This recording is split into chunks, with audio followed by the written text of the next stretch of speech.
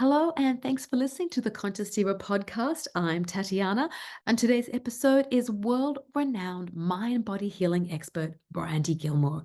She joins me to discuss her new book, Master Your Mind and Energy to Heal Your Body. You can be your own cure. Brandy is also an award winning podcast host and TEDx speaker who is at the cutting edge of alternative health and self healing. She's most well known for demonstrating back to back physical healing results and relief from chronic pain using only the power of the mind. In this episode, we cover Brandy's story and her unique technique. And we even get a little sciencey and talk about bio-photons and quantum healing. I hope you enjoy this episode. You can find all the links to Brandy's work on the show notes page. And if you love this episode, please write a review and follow me on Instagram at The Conscious Diva. Thank you so much for listening. Thank you so much for being here today. Thank you so much for having me. Yeah, you're welcome. The biggest takeaway is, everyone deserves an awesome life, right? And you have tapped into an amazing technique that just guides people to live their absolute best life. And so I just want to begin with, well, thank you for that. That it's amazing and super easy to employ. And let's share your story before we get into your technique and bio-photons and energy. I have to say, this is literally the last thing that I thought I would be doing, and biophotons and energy and showing healing under medical equipment and all of that, literally the last thing. But I used to do network engineering and operations, and basically I had an accident and technically two accidents. I had a car accident, then a fall, and literally fell just wrong, just right, however you want to say it. But I went from living a full life to being a mess. On a good day, I could get around with a wheelchair or walker or cane. And on a bad day, I didn't make it out of bed. And that was my life for over 6.5 years. I mean, when you were telling that story, in your book, I read the whole book, you had a very specific condition, a neurological condition. So explain what that is and why it's incurable. I was a mess. So I had so many, I had nerve lesions. I had reflex neurodystrophy, also called CRPS, complex regional pain syndrome. But basically a simple way to put it is kind of like your nervous system is very inflamed or attacking itself, if you will. It's very hyper inflamed, and it's extreme pain. It's like if you've ever pinched a nerve, but having that go on very sharp and burning and cold and all of the things. So just that little view and experience into the pain, the extreme level of pain, I just thought, oh my gosh, like to live with that every single day, day in, day out, I can imagine like it is excruciating. And it's also invisible. People don't see because you don't have an open wound or a broken leg or something in a cast. So it's hard for other people who don't know what you've gone through to understand what you're actually experiencing on a day-to-day level, right? So that's one of the things that I love about thermography. So medical thermography, that's actually part of, so fast forward, after I healed myself, I said, I have to be able to show this so people can see it. Mm-hmm. So then I started taking people who had all types of pain, or even people with blood work and all kinds of things. But when it came to pain, I started using medical thermal imaging. And what that is thermal imaging detects heat, like the advanced heat patterns in the body. And a simple way to think about it is like if somebody has a sprained ankle or injury or infection or tumor or any of these things. And a lot of thermography is used for tumor and breast tumors and different things like that. So, but all of these things create heat in the body. And so what I started doing was exactly that, because you're right. A lot of people, you can't see pain, but yet 1.5 billion people live in pain. Yeah. And so when I was injured, I started saying, well, wait a second, if there are 1.5 billion people who are in chronic pain and they can't get out of it, how am I ever going to get out of pain? And when I started looking at it like that, I was like, okay, I have to do something different. But I mean, and so part of the thing is after I healed, I started using thermography the simple way to say it is like this, is that thermography is able to detect the heat patterns on a person's body. So if a person has neck pain, it shows a big red area over the neck. Or if a person has back pain, then it'll show a big red area over the back, or a tumor or infection or all of those things. And so what I've been able to do is take people who are experiencing pain and I show them how to use their mind, and you can literally see the scan turn from red to green as their pain goes away. So you can see it, and that's what I love, because you're right, most people can't see it. So it's been a passion of mine to show it. Well, it's a great demonstration, and you've got examples on your website too. So for anybody who's perhaps thinks this is pseudoscience, you can actually go and for real look at actual scientific imaging that shows very quickly the difference, the person in real time applying your technique and then making a difference within their body. So that I love that you've got that example on your website. And so let's thank just you. I actually also had it published in a medical journal for that reason. So I had case studies published because I was like, you know what? Yeah, before the book came out, I was like, all right, let me just get Great. these. Yeah. So I was just wanting everybody to see. Yeah, well done. That's awesome. So, when I work, the technique that is my gift. So my spiritual gift is partial. I channel when I work with somebody. The beginning of the session, information comes through, but then I'm able to see into their bodies, and I channel source light that comes through and works with that in a very similar way to the imaging that is, demonstrated on your website.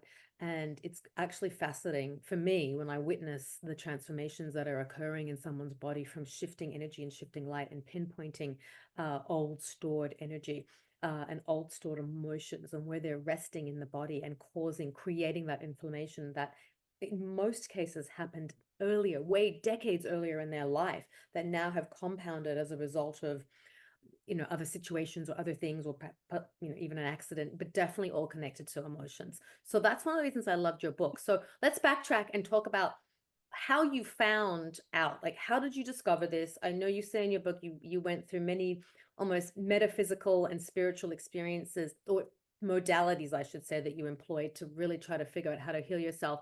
And some gave you a minute of freedom, in a sense, a moment of rest, but nothing completely heals yourself. So how did you, and you describe this in your book, but in a sort of I guess a quicker version, Yeah. talk us through this epiphany that you had, because it's really radical to be able to sit there and process and think about all the things and then connect the dots, and especially connect them to stored emotions in the body and the fact that our bodies have different areas that things reside in. It's amazing, especially because if somebody had told me that emotions were affecting my physical body, I would have said, you have no idea of my condition. You don't, I'm a mess. So there were so many ways. I mean, it was really looking at things in a variety of different ways. I had been doing like the meditations, the binaural beats, the frequencies, the energy, the Reiki, the acupuncture, the acupressure. I mean, literally everything that I could think of. And yeah, and my pain would come down at times, but then it would just come back up. And not only that, but it was still extreme and it wasn't changing my life. And so I would say there were so many different epiphanies along the way. One was multiple personality disorder. I started saying, well, wait a second. If a person can have different illnesses and different personalities and they switch immediately, how does that work? And then it also made me start thinking, well, wait a second. I have been meditating for over 5 years. How come that person can switch into a healthy, like they can have personalities that have no illness at all? And how come it's taking me years and years and years? And so I started thinking about, well, wait a second, there has to be a faster way. Because I thought about also, the placebo. When a first person takes a fake pill, how long do they have to meditate to get it to work? Well, they don't. And then it made me start looking at it and saying, okay, well, maybe meditation is a vehicle, maybe it's not, but I can see the brain body connection. There's something that can work a lot faster. And so that made me say, okay, well, what is it? And then I started simplifying, and I said, okay, well, I see emotions affect the physical body. Somebody's embarrassed, their face turns red, nervous stomach, panic attack, anxiety. So one insight was just looking at it and saying, okay, well, how can the mind affect the physical body? We see that. And then also looking at, it could happen extreme. Somebody can die of a broken heart. Somebody can be scared to death. Their heart stops. And so that was an insight. But I would say another key pivotal moment was saying, but wait a second, not everybody who has stress is sick. There are people with PTSD and severe trauma who aren't physically sick. How is that possible? If emotions and stress and all this are supposed to be so detrimental and cause sickness, then how is it possible there can be people with extreme trauma and not sick? And I would say that was the other pivotal insight that really helped me to put together that it had to be multiple pieces. And that was key. Okay, so when did you first in your own body, because you have also some great examples that I'd love for you to share, but for you, you made some key distinctions from your own past. So when did that first happen? Like, what was that moment where you went and felt that lift in your body? It was up and down. I would say the best way to kind of describe my journey, even though in the book I put it very succinct, was kind of like fumbling around looking for lights in the dark when you don't know where they could be, and fumbling and trying to just reach for anything that could be a light switch. Mhm. That's really how my process was. Is it whatever? I didn't care where the answer came from. So I would say I would start to figure it out. And then it was, remembering my injury. So now my injury was over 20 years ago. Yeah. And so my level of clarity now to be able to take people under medical equipment in 20 minutes and show them how to release pain is completely different than it was then. I would say if there were so many insights. So it's a great question. I would say that one of them was just understanding and being able to tap into what I was really feeling, understanding that subtle emotions were important. That was pivotal. And then as I started to then reprogram my nervous system, genuinely reprogram my nervous system, that's as I did that, I felt more and more and more relief and also excitement. Because I'd say that and programming with music, both were Yes, profound. you talk about music in your book too as part of your technique, to get us into this elated state. But you mentioned specifically that you realized you had been a people pleaser when you were younger and how that carried forward into the actions in your adult life. So maybe just simplify and break down when you had this aha moment and realized, oh my gosh, that's how I always I was programmed to be. And that was played out like this. And then when I had my accident, realizing later after the period of time of the 6 years of living that way, you made all these connections because it's really beautifully orchestrated. And I realized I'm writing my first book. And I realized when you have so much stuff and the editors, you could like tear everything down and tell it really quickly for the Yes. for the reader. Yes. Right. So But I was like, oh, there's so much more there. And I feel like there was like almost like I don't want to say a desperation, like, I'm struggling, but like this, you were trying this and you were trying that. And then suddenly it was like, oh my gosh, that worked. What the heck is that connected to based on all these other things you'd already been exploring, So yes, so a simple way to think about it is like this, is when I started saying, okay, well, different emotions affect the body differently. Panic attack affects the body one way, scared to death affects it another way, broken heart syndrome affects it another way. I started saying, okay, what emotions could be affecting my physical body? What I began to do was I began to really understand that subtle emotions mattered. And I began to find that I had a feeling of wanting to die for others. And what had happened was at the time of my injury, I was basically, a long story short, I mentioned I worked in network engineering and operations, and I worked 5 a.m. to 2 p.m. So I was in the office when the planes from 9/11 hit. And I had a colleague that started yelling, help me, help me, help me. And the phones went dead. Now, in that moment, like I just wanted to go save everybody. It was like I wanted to go save, and then I felt like bad that I wasn't doing anything. That here's the televisions, and I'm watching the footage over and over, and you see firefighters going into, risking their lives to save others, and I felt like I had this strong feeling of feeling like I should die for others. And I also got it linked up over the next several months that I was like I was going to die. So I had this expectation of dying also, and because long story short is, in network engineering and operations where I worked in telecommunications, we had televisions on every pillar in the office. And so after 9/11 hit, we were watching, like the footage was playing over and over, but then it started saying, for terrorist threat, are we in red zone? Are we in orange zone? And so as I was working, that information was just going in on ticker, like over and over and over all throughout the day. And so what got stored into my subconscious mind was a feeling like wanting to die for others, feeling guilty for not dying for others, survivor's guilt. And so I had all of these mixed emotions. Now, that was basically a trigger. However, I even had these patterns from childhood of feeling like I was raised Lutheran, and it was like Jesus died for our sins, and Martin Luther King Jr. was always like this hero, and so it was like this feeling I should die for others, and that was it was a strong programming in me. And so when I started programming and saying, okay, wait, I don't need to die for others, and I don't expect to die early, and all of these things, when I started shifting that and survivor's guilt and saying, well, it doesn't make any sense to feel guilty for surviving. So I really started identifying and shifting those emotions, and it was pivotal. It's amazing. And so I just thank you so much for sharing that. And I know reliving, I actually lived in Manhattan. I was there that morning. I lived on Canal Street. That was literally our view. So it was a horrific day. But thank you so much. I have to say, even as you say that, I literally I say, I don't have a right to even be traumatized from it, because like, how is it, you know what I mean? Because I wasn't even there. And so I just have so much compassion for anybody who was there. So just speaking to that. So go ahead.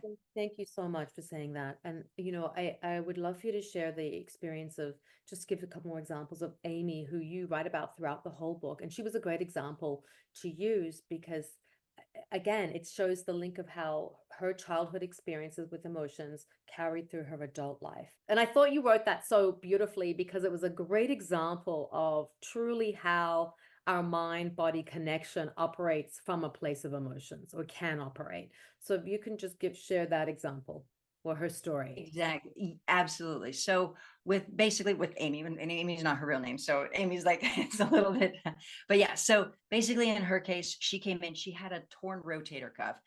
It was so extreme pain, 10 off the charts, couldn't lift her arm. And basically technically when I first met her, she was like, okay, well, she's like, I don't think that the mind can help with this, but then a friend had referred her. And so it was this whole thing. So anyway, she didn't think so. She was actually, even after she knew, she was like, I'm still going to go get surgery. I think that's what I need. But the problem is that she had low platelets. So then she was like, I have to figure this, okay, what can I do? So basically then I started showing her how to use her mind, and or how to use her mind to start releasing the pain. And she was mind blown. She could lift her arm, and she was just like, because she went from, torn rotator cuff, she couldn't even lift it, and she got the pain gone. And so, so it was beautiful. But the issue is there was part of her who felt like she wanted to just rip away from her husband and her situation, which would then cause all kinds of problems with her children and all of that. So it was the mind-body connection. You think of a torn rotator cuff, you also think of ripping away from somebody and from life and all of that. So it was an interesting. And what was the connection to her childhood? The connection to her childhood, her father. So her father and so her father, the pattern was with her father and all of that.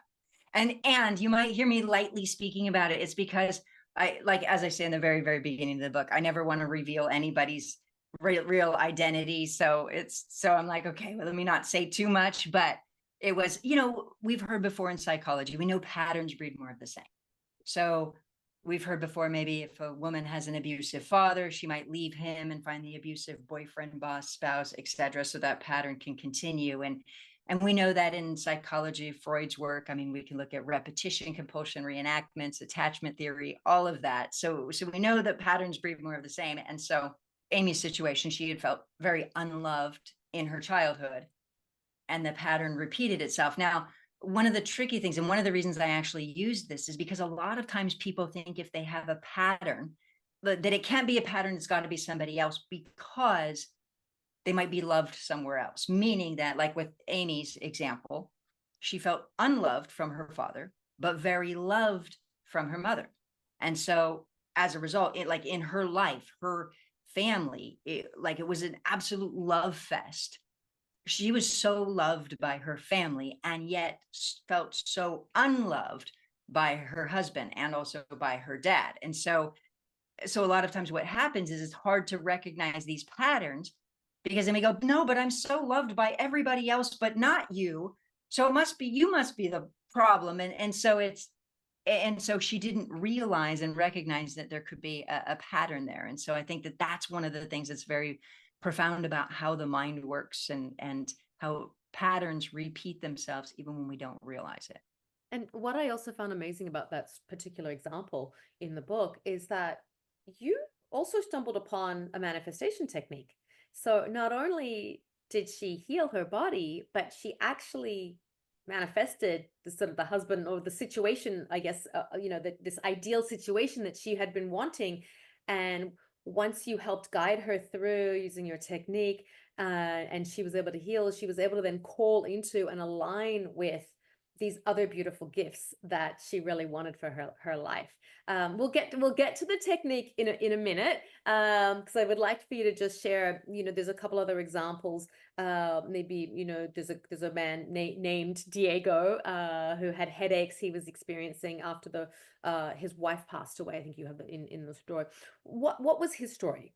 Part of the reason I use Diego is because he started following through, and then he got rid of the headaches, and then he stopped because he didn't make the change all of the way. He had a pattern of feeling criticized, and that was his pattern of feeling criticized and also self-critical. And as growing up, his dad had, he basically linked up. So one of the things that's really profound about healing is that typically there is always a miswired mind programming, always. And a simple way to think about it is kind of like Diego felt like self-criticism was keeping him safe. And like if he criticized himself, then others wouldn't. And a simple way to think about that, where we always see that even in our culture, somebody might say, oh, I look horrible in this shirt. And then what do we expect them to say? No, you don't. You look great. So what happens is self-criticism then links to reward. So it gets linked up. Or another example I'll use is, maybe a more common example would be maybe if a child has an owie. So let's say a child, they fall, they get an owie or a boo-boo, a scrape, a cut, whatever it is. And then maybe a loving adult says, ooh, let me kiss that and make it better. Well, in that moment, what happens is then love gets linked up to illness. And so that gets linked up. Or pride and hardship is another one, where somebody can say, and maybe you've heard somebody, I think we've all heard somebody say before, you think that's horrible. Let me tell you about my day. And like there's the pride in hardship, in which case the subconscious mind may want hardship. And so point being is when we look at Diego, that's what it was really illustrating, was a few things that follow through as a must, and that we must rewire it. But then also a lot of times the reason that we have a hard time getting rid of these patterns or illnesses, because they're subconsciously miswired in the subconscious mind to a perceived benefit, which are the MBSS needs. So that's what his story was to illustrate. No, thanks. I mean, it's important to share these different examples, because not everyone has the same experience. And in his case, it was headaches, right? He was experiencing headaches that once he employed your technique, it went away, but he didn't completely follow through. So they came back, and then he had to go through and do the whole thing again. So people might be wondering now, like, what is this technique? How does it work? And tell us what it's called. It's an acronym, and you have it broken down. So what is your technique? It is called GIFT, because the reason being is because when we really transform, it turns into a life-changing gift. So manifesting the transformation in our world, and so or the transformation in our lives, what we're wanting. So step G is first part of the acronym. Step G is get new healthy mind programming, which is about getting positive mind programming, and not just positive thinking, but establishing new positive neural pathways. So that's step G. Step I is identify. So it's all about identifying what's the problem, what's the negative, what do I need to change? And so that's step I. Step F is free yourself. And that's about rewiring and reprogramming the mind. So understanding why something is there and then freeing yourself. And then T is transformation. So stepping into the transformation. So becomes the gift. Yeah, beautiful. And you talk a lot about in the steps, asking your body to get a response so that you can learn to tune in. And I'm going to just give an example with myself. It's under I, section I, and you've got different body parts that are named: ankles, knees, arms. Yeah, it's like interpreting the Yeah, body. exactly. Yeah. Sections of the back, lower back, upper back, middle back, the spine, bowels, feet, hands, the face even, which was great. So I read them all, and I'm in tune with my spirit guides really, really clearly. So I love that. as I'm I reading see the, I through, see the glow. I see yeah, the so glow. as I'm reading them, like I read through everything. Let me just put my glasses back on. So just to give listeners an example. So I would read and I would, this is ankles, basic function to provide mobility, stability, and up and down movement for your feet. Makes sense. Possible emotional associations. And then you've got some examples. And then you have starter questions. Am I stressed about trying to elevate my life and or walk in a new direction? Like, no. So I was getting no's for all of this. So I'm reading through arms, no. I get to lower back and I'm reading lower back.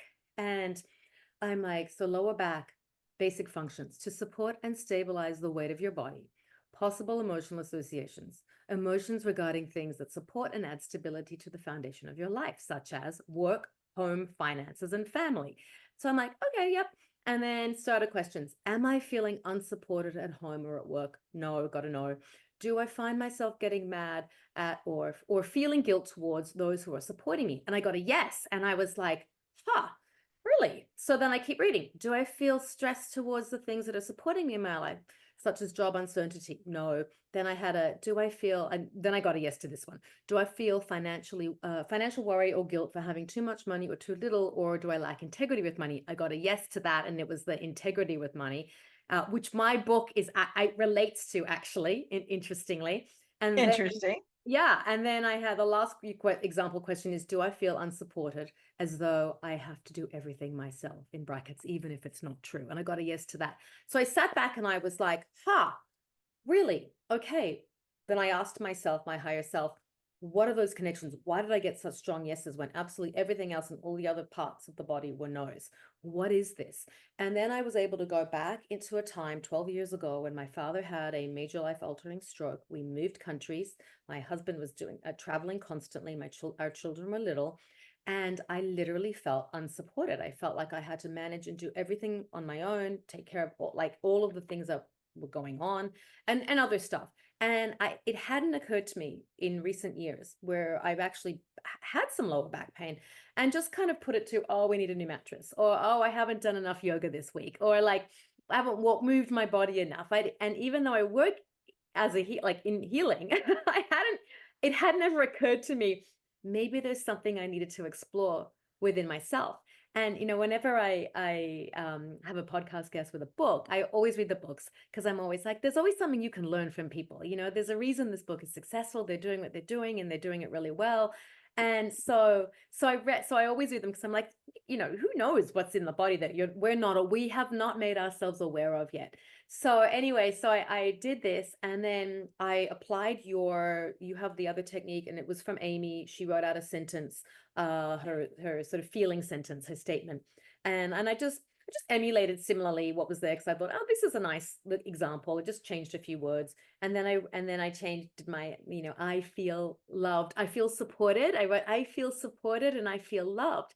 And then I had another, because you add on to that with two more. So then I wrote, I feel financially not secure. So what did I write down? Anyway, something like around that. And I was doing it for a few weeks, and I've got to say, I could feel the disillusion, the dissolving of that pain. It was getting to a point where almost every month, the last couple of years, as I was approaching my cycle, I would get really bad back pain. And this month I didn't have that at all. It was just like, and I knew, I was like, Yes, it's totally it's totally connected to that. So I just want to say to listeners, like, even if you think you have no pain in your body or nothing significant is going on, you're like, you could still learn. There can still be some little thing, little ailment that you just kind of learn to live with because it's not so bad. But there's actually something there. So thank you. So You're it was so great. sweet. Thank you. And I have to say, I love how beautifully you did that. And I love also how beautifully you articulated that, because the subconscious mind is tricky. It's like we tell ourselves, well, oh, it's just, oh, the mattress or this or that. And you just said that so well. We do. We like that's as human beings. So I love that you did that, and just beautiful and fantastic job with your energy. Oh, thanks. Well, thank you. You offered me the tools here, so thank you. It was great. And it was really surprising. Like really surprising, because I went in, I started reading the book, and honestly, my attitude was, I'm going to read the books, I'm going to be interviewing you, and wow, I'm curious about your technique. But I was like, I'm fine. I'm not, there's no, I have no health issues. Thankfully, I'm like, everything is good. And then when I got to that section, because my body so quickly is able to say yes, yes, yes, yes, or no, no, no. I then was like, whoa, what's happening? And so the reason I gave that whole long-winded, my story was because what if someone isn't getting their feedback that quickly? It's not coming through right away. What is a technique they can use to really, and you do give some other things about quieting the body using, different techniques, but what would be a fast way if they are new to all of the things we're talking about, haven't ever tuned into their, their spiritual awareness or guides or anything, what can they do to just quiet themselves to start to learn to tune in? See, there's a few things. So I did actually also like include some videos that was like, okay, well, if you really don't know, here's some videos to tune into more of your body. So it's kind of hard to uh like we can start getting connected to the energy of their body and watching feeling if it lifts or feeling if it decreases. So that's another kind of another way. But I would also say this, because I have seen some people before where they were terrified of healing, and on a subconscious level, they had so much fear that they needed to clear that also. And a simple way that I say it is this, is that it's kind of like if somebody's very, very, very fearful, their brain can be blocked, or a writer has writer's block, where somebody's, like let's say a writer is trying to write a new piece or a new book or something like that, and they just feel really, really blocked. But when a person feels unblocked, of course, information comes through. So I would say in some cases, if a person's having a really hard time, there might be fear that's blocking them. I would say in other cases, the information is there. We just don't see it. So so there's an exercise in the book called emotional contrast technique, which is absolutely silly and ridiculous. But what it is that contrasting emotions. And I think it's a silly, ridiculous technique. And it also is very helpful, because one way to think about it is like this. People have said, I didn't even realize I was feeling an emotion, and then you pointed it out to me, and now I realize that I'm feeling it. And I didn't know I was feeling it. And it's like having on a necktie, and you're so used to it, you forget that it's there, or a watch or a ring. You get so used to it, you forget that it's there. And so sometimes what it is of course asking our bodies, but sometimes it's also getting more in tune with how we're really feeling as well. So it depends on the person. But that, I would say, emotion contrast technique is in the book, and that has been very powerful, where people who are new to connecting with their emotions, the more that they get in tune with the subtle ways that their body's feeling, the more they realize that the emotions are there. So I would say that is one of them. And then also just saying, let me release fear. And then that opens up the channel as well. Do you find that when people are coming to you, they've tried so many other things that they're just so in a headspace of, I'm willing to give this a go? I really love to empower people. So a lot of times I love people go through like my classes or video course or workshop or whatnot. So because I feel like the more that each person really gets in touch with their own, like the more every person is empowered, that's part of healing too, is I think, and not required, But I feel like it's empowering, and that is a lifetime of gift, if you will. The more empowered that every single person is, the better this world is for all of us, is really how I feel. I've had people, their doctors are referring them to me. So they're brand new to it. And they're like, my doctor told me to come see you and try your program. So I would literally say all walks of life. And I would say part of the reason that is because, in my TED talk, I deliver information very analytically. I also channel information. So I literally, I don't get so many walks of life and so many different journeys. That's awesome. Okay, so now let's talk about energy, because you have Oh, let's talk about energy. you I know, like and it is energy healing. But it's being presented in a super digestible way that doesn't sound woo woo, or there's no belief system behind this, and it's just matter of fact. It's like, hey, here's what's going on with our mind body soul connection, and here are the techniques that I can share with you for you to explore this yourself and realize it. So energy, where do you want to begin with? Because there's so much. We feel it around us. We can experience it on different levels.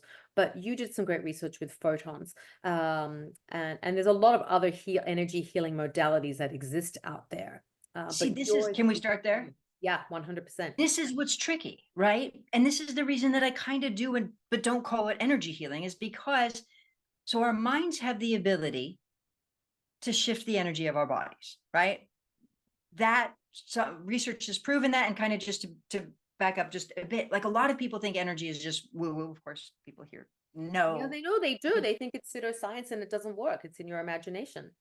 Exactly. And so part of the thing is when I found, Alexander Gerswich's work, who medically discovered energy of the body, light energy of the body, he was nominated for the Nobel Prize 11 times. So, and fast forward to current modern day, there is a database under the NASA agreement that still has ongoing research under database, if you will, in the database, that it still has ongoing research. So we know that it exists, it's proven, it's medically measurable, all of these things. The issue I have kind of with energy healing is, again, there's so many misconceptions. It's kind of like this. Some people would say, well, just raise your energy. But medical research has shown that anger can actually increase the energy of the body. So it's not just raise your energy. Or another thing that's really kind of profound that I saw, which was key, was like there's been studies done on fish eggs, where fish eggs energy can promote and help, like one fish egg on its energy can actually promote healing, or it could actually deform healing and stop healing. So in other words, one energy from one thing has an ability to either improve or deform and decrease healing. An example we could use is, nuclear energy, when you're exposed unprotected as a human, can have profoundly negative effects on the body.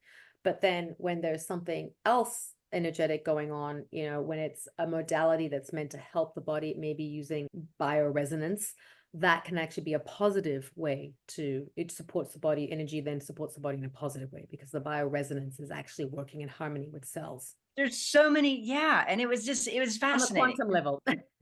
Yeah. And I think there were also studies of like light energy then being able to grow cancer cells. And so it was just, there were all of these things. So my point was just simply that I said, okay, look, I see all this stuff with energy, which is great. And our own minds have the ability to influence our energy. And the great thing is you can see the power of energy. And a simple way to think about it is actually, if we just simplify for a moment, when like the initial research on this light energy was that the light energy from one onion root onto another could help speed up cellular proliferation. And a simple way to think about cellular proliferation, just very simply, if you pour water on dish soap, what happens? It proliferates. The cell, it grows and divides, it bubbles. And so cellular proliferation is basically our cells growing and dividing. So healing, if you will, or, the body repairing, replacing cells, etc., mitosis. So basically, this light energy has been shown to influence cell proliferation, healing. And not only that, what's also fascinating about it, there are medical studies that show that different illnesses can have different biophoton emissions and to emit different light energy. And so there's so many different fascinating things about this light energy. Now, to simplify, one way to think about this light energy is like this, is if you think about a light bulb, it has particles of light, or the sun has particles of light, and our bodies have particles of light. Now, the particles of light from a light bulb are called photons, and the particles of light from the body are called biophotons because they're from a biological organism. So either way, so these particles of light. Now, what's interesting is, of course, they're really hard to test. So even though they've been medically proven or in the databases, they're there, and they were discovered over 100 years ago, they're hard to test. And the reason being is because any other outside light will interfere with it. So if the sun would interfere with it, a light bulb would interfere with it. So the testing, like, and I've been into these labs, like the testing looks like you go into a vault, like a bank vault or a closet or freezer, and you get locked in and it is completely pitch black. So there's zero light in it. And then they can measure the light emissions from the body. But the fascinating thing is the research has shown that this light energy, again, different illnesses can have different, emit different biophotons. Also, this light energy can help with communication throughout the body. And so, like, including homeostasis. And so there's research that suggests all of these things. And some people might say, well, how does light energy create communication in the body? But when we stop and look at it, our cell phones, our internet, Wi-Fi, cable, all of these things are all over light energy, fiber optics. So, so it's incredible, this light energy. So how the mind body healing is really, in my eyes, basically what I started doing is I was looking at the awareness that our minds can affect our physical body. And when you also take a deeper look at it and you realize that our minds are also have the ability to influence this light energy, you start realizing that there's so much, like, our minds are incredible. So that was part of the unfoldment. No, I love that. I think it's so important to share this research, right? And what you've been doing, and you've been doing it for a while now, and you've worked with thousands of people who have only had positive experiences and healed themselves or manifested new lives using your technique as well. Just quickly, just because people really love to know about manifestation. How Right? how can Yeah. it be? How can you employ your technique to call in other things into your life, alter your life? I would say this is that anytime we create a real change inside ourselves, we change our lives. So even going back to the example of Amy, we talked about, she had a father where she felt unloved, then she grew up and then manifested a relationship where she felt unloved. So the pattern continued. And so as the pattern continued, that was her life. And a lot of people, they end up staying in those patterns where they just end up becoming complacent and saying, well, all men are like that, or oh, that's just how life is, etc. And so in her life, of course, she had this injury, she changed it, and then manifested the most beautiful, loving, wonderful relationship. And I would say people have that all the time. And so what happens is I started calling, health issues, they're like a check engine light on a car, if you will. And a simple way to think about that is if we're driving a car and the check engine light comes on, it's telling you that something is off in the car. And similarly, if we have a health issue, it's telling us something is off.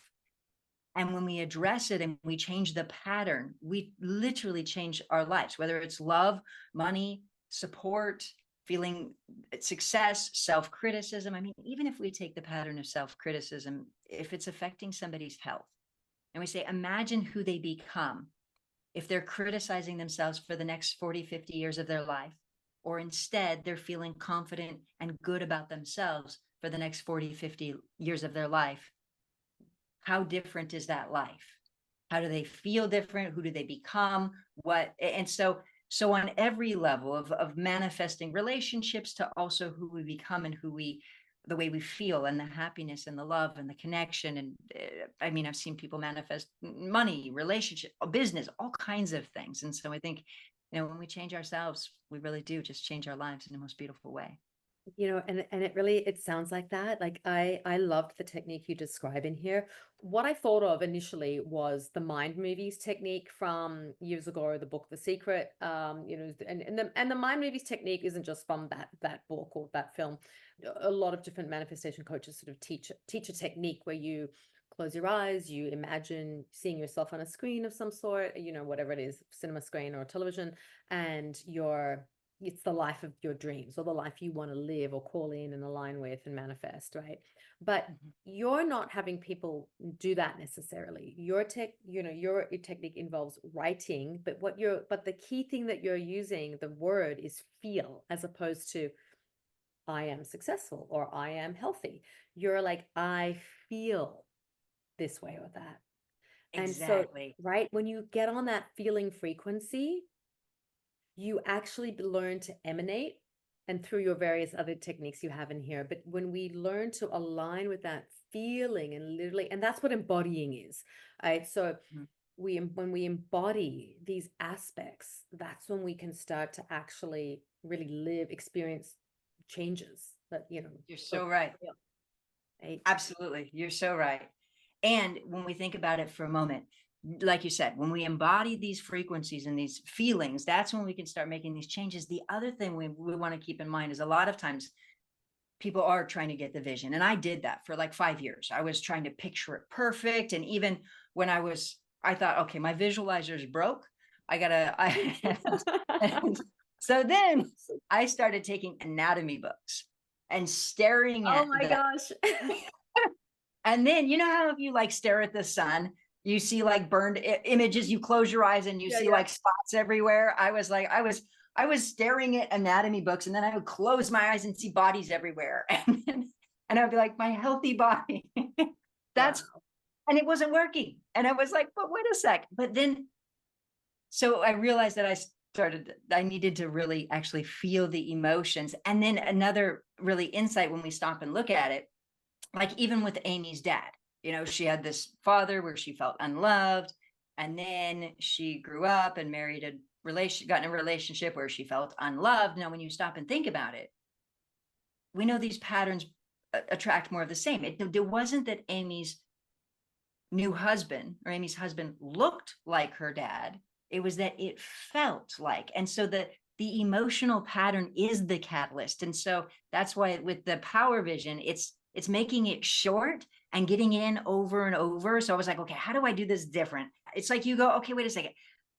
If patterns breed more of the same, what happens if I create a whole bunch of positive patterns? What does that look like? So it really is about amplifying it. And another way to think of it, another analogy that I give people is always this, is they always want to go release right away, right? A Yeah. lot of times people are like, what is the negative? Let me go release right away. And the analogy that I give is this, is that imagine if somebody has a really, really messy house and you go clean their house up for them. How long does it stay that way? Oh, it doesn't. And so it doesn't. So, but if somebody has a really messy house and then they change their patterned ways of being, they repattern themselves and their ways of being, then they clean up their house. How long does it stay that way? It's pivotal. It becomes a real shift. And so basically what I have people do is I say, okay, let's start with you, because let's start with you and let's clean up these new patterned ways of feeling and being, and let's start feeling and being in a different way. Okay, now let's go clean up the house and it can stay clean, because ultimately to heal, that's what we need. We need a new patterned way of feeling and thinking. And so it's not quite bypass. It is bypass at first. You're like, okay, let's skip over that. Let's change us, and then let's change it. Yeah.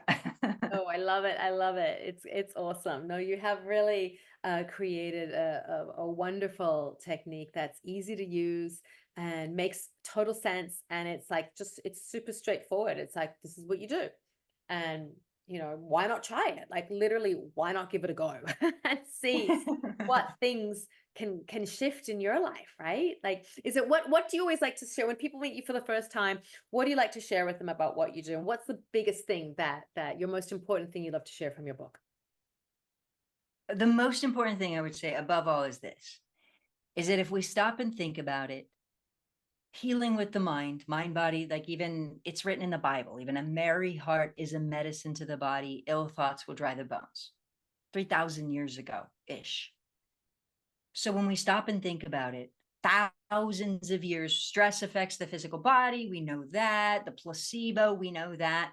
It's that it's my hope, it's that our generation actually makes this a reality, because right now we live in a world where there's more sickness, more illness, more depression, and more pain. And if we just, it's a skill. It's a skill. We have to learn the skill to how to work with our mind. And I would say that there's a lot of misconceptions about how to do it. But if we could just do exactly that, if we can get results, that's the key. Because if we can do that, then we can really create a pivot in our health, our happiness, in our world.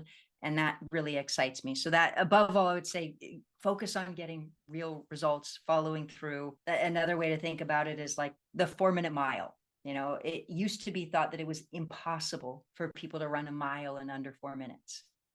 And then a guy by the name of Roger Bannister, he did it. He broke that. He ran the mile in under 4 minutes. And after that, a bunch of other people did the same thing. Now, if you ask me, can I run a mile in under 4 minutes? The answer is no.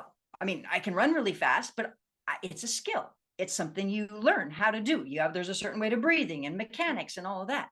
But do I believe you can? Yes. But I would have to then follow through and implement the skill. And I would say similarly, the awareness, the belief that we can is powerful. And then we have to learn the skill of how to do it and change ourselves. And that's when it becomes pivotal. Yeah, it's a practice. It's actually a daily practice, and you even recommend several times a day. It's a spiritual, you live in it. You be like, it's just but yeah, it's once you really embrace the change, then you want to go on to change other things. Like, yeah, I love that. I love that. Oh, amazing. Oh, beautiful, beautiful work. So how can people find you, and what have you got going on? And, are there free resources people can access on your website? Okay, so where they can find me, I'm going to be hanging out with Tatiana because she's really cool. Really, I love your energy. I love your smile. Really, my website is brandygillmore.com. Gillmore is with 2 L's. So you could definitely find me there, brandygillmore.com, or my book. It's on Amazon, Barnes and Noble. And recently, somebody reached out who had she's healed herself and she got her life back. And it's so sweet because it's in bookstores everywhere. And this is what she says. She goes, periodically, she goes to bookstores, writes a little note in my book and says, this work changed my life. I hope it changed yours. I hope you buy this and it changes yours, and leaves them. And isn't that the sweetest thing? Oh, that's so beautiful. That's so then she goes, isn't it? And she goes, and then I go back and she goes, and I see that the book is gone and there's a new one. And I just know that somebody else's life changes. She's like, isn't that so? She just told me that like a couple days ago. I was like, well, if people so it's in don't bookstores. believe this story, you just have to go to Amazon. The book is called, it's Brandy Gillmore, Master Your Mind and Energy to Heal Your Body. You can be your own cure. And when you put that in, there are only 5-star reviews from other people with similar stories who have just, there's an infinite amount of wonderful feedback, from people who've, and this is a brand new book. So these are all new. They're like not 10-year-old reviews. They're like now current. So what else have you got going? You're on Instagram, you have free resources. Yeah, Instagram, free resources. I all the time show people how to heal themselves. So I'll do like a live YouTube and work with people and work with a volunteer and show them how to heal themselves. I mean, it's just, I would love for more and more people to just wake up and learn and heal themselves. And so, yeah, free resources, video classes, workshops, all of the things. As you know, we're incredible beings. And the more that we really tap into it, the more we can change our health, our lives. I love it. Thank you so much. Well, this has been really wonderful chatting with you today. And yeah, it's been so great. I've really enjoyed it, and I really enjoyed your book. And I'm actually going to give it to a friend of mine who has been experiencing a bit of pain. I told her about this last week. I actually had it in my bag and I was like, no, you can't have it yet. Sorry, I'm interviewing her next week. I'm like, oh, and then I've thought of another friend who's actually been experienced ongoing chronic neurological pain for quite some time. So I'm also going to tell her, send her this interview, but then also tell her to check out your work. But yeah, I think no matter how great or small your pain is, there's definitely, like myself, I definitely wasn't expecting to tune into my lower back pain, which I literally thought was just, my head was going, no, it's the bed. But yeah, it was like there was stuff I was still holding on to from 12 years ago. It has been such a pleasure connecting with you. I love your energy. I love your heart, and I love your smile. You're beautiful. Same here. Thank you so much. It was such a pleasure.